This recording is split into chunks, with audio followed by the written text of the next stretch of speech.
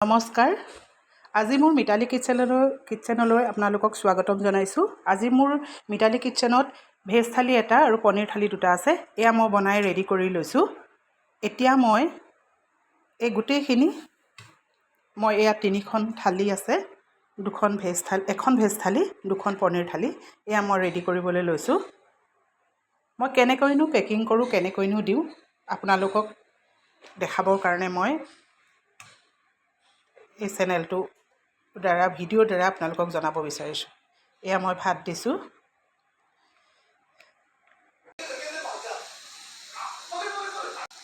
এয়া মোৰ তিনিখন থালিতে ভাত সজাই ল'লোঁ।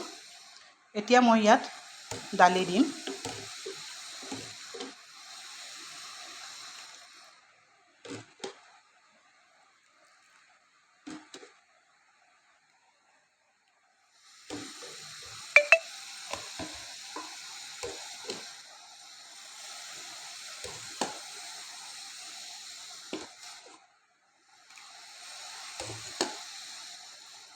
এয়া মই দালি দিলোঁ।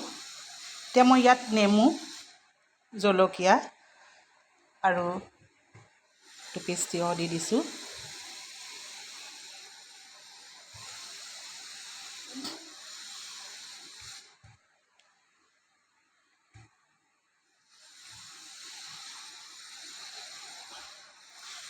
ইয়াত মই এখন পাপৰ দিম, কিন্তু পাপৰখনৰ কাৰণে অকণমান সৰু হৈছে হেৰিটো, তথাপিও যেনে ধৰণে অলপ এডজাষ্ট কৰি দিছোঁ।